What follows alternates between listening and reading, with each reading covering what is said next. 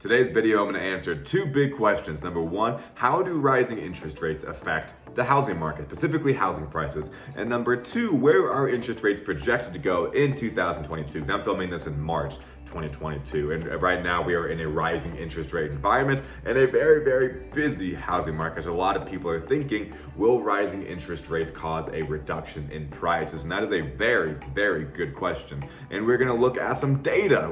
Don't worry, I'm gonna make it really simple, really actionable. So I'm gonna pull this first chart here to give an idea of where we started. Oh, by the way, my name's Torrey Drake. If you're new to my channel, I'm a realtor in the Denver area. I absolutely love doing real estate. I love Denver. I love Colorado. I love Denver. Right, so as you can see, I love what I do.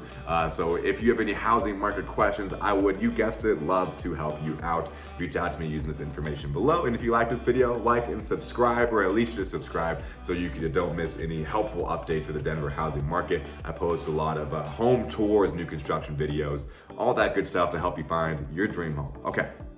Chart time, here we go. So as you can see right here, this is where we started off. 3.22 is where we started, and 4.16 is where we are now. However, when this chart was made, we were at 4.16. Today I got a text, we have 4.25, so a little bit higher than this. Why is that important? Well, if we were at 3.22 and we're at 4.25, we're just about 1% higher, a little over, but 1% higher. For every 1%, this is a big deal to hear, for every 1% interest rates go up, you lose 10% buying power. For every 1% interest rates go down, you gain 10% buying power. So since we went up 1%, the average Denver buyer lost 10% buying power. So normally if you'd be approved at 3% for $600,000, you'd subtract 10% of that. At 4%, you would be approved for $540,000. Since the average home price here in Denver is $600,000, 10% of that is $60,000.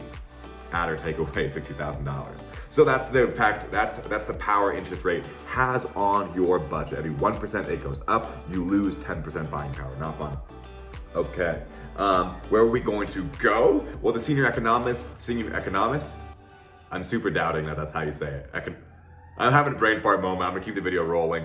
Says that Realtor.com says we're going to hit 4.5% by the end of the year. So we're projecting they're going to continue to go up. They're probably going to bounce around a little bit, but by the end of the year being around that 4.5%. When it comes to what I do, I like to listen to the experts and base my decisions off of that. So I'm going to trust this guy.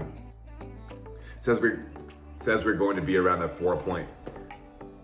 George Ratatouille, I don't know. You see his name on there, I don't know how to say it. Thinks we're gonna be at 4.5% by the end of 2022. So that's a pretty good dude to trust when it comes to where interest rates are going to go. So probably give or take around that 4.5%. Now, something that's really important to talk about is perspective. Okay. 4.5%, what does that mean? Well, is that going to be enough to cause a slowdown in the market? Well, let's look at where we've been. And as you can see, in 2018, interest rates were around 4.5%, in 2019, 3.94. So if we hit that 4.5% by the end of the year that the senior economist, I really don't think that's how whatever.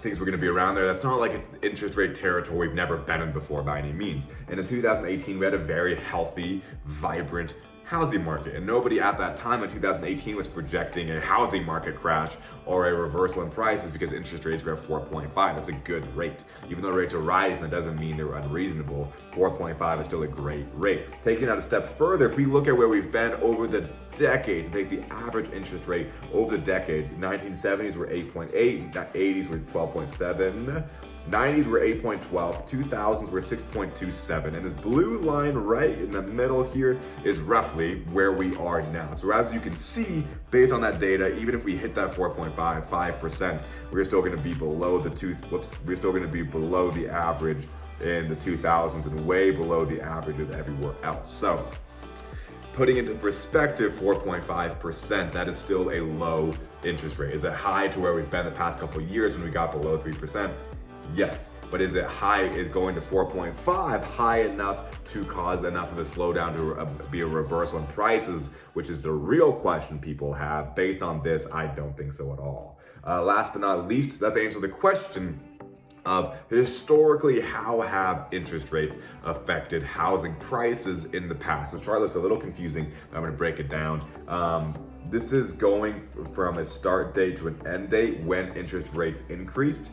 Interest rates increased here, and what happened to housing prices here. So as you can see, between October 93, December 94, rates went up 2.3%. That's a lot.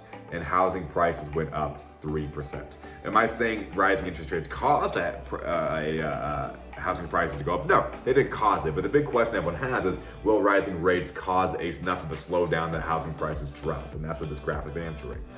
January 96, 96 to September 96, 1.2% raise in rates, 2% raise in housing prices.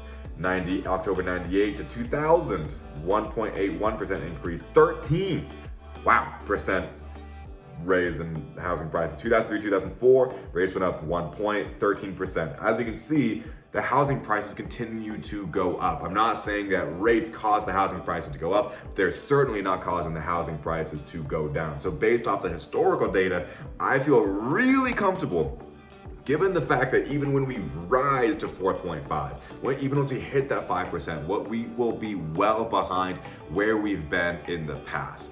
And then based on this graph here that shows as interest rates rise, housing prices continue to rise. Based on all that data, I feel really confident advising my clients who want to buy or sell because there's no data we're looking at that shows any type of reversal, correction, or housing market crash. I've made a lot of videos on this, attacking it from every single angle. And believe me, if there was a crash, it would be to my advantage to tell people about it, because I'm putting these videos on YouTube saying, no, there won't be. And if there is one, I lose all credibility. Nobody would trust me. And what's the point of making videos that only gonna make me look terrible? All right, anyway, so long story short, if you are wanting to buy or sell but just feel nervous because we are in such a busy market right now, I totally get it. It's confusing, it's hectic. Feel free to reach out to me. We can have a conversation. I'm the most no pressure type of realtor ever. And like I said, I love what I do and I love the opportunity to serve you. So feel free to reach out if you have any questions, comments, concerns, because I know it's one heck of a turbulent market right now, to say the least. I have like 10 free ebooks for buying and selling homes in the Denver area. If you'd like to download any of those below, feel free to check out the YouTube description. Once again, Torrey Drake here. If you enjoyed the video, please subscribe. Every single week I post at least one update like this, giving you actionable information. Then I post a lot of video tours, specifically in new construction. So be on the lookout for those. All right, guys, thank you for your time very much and have a great day.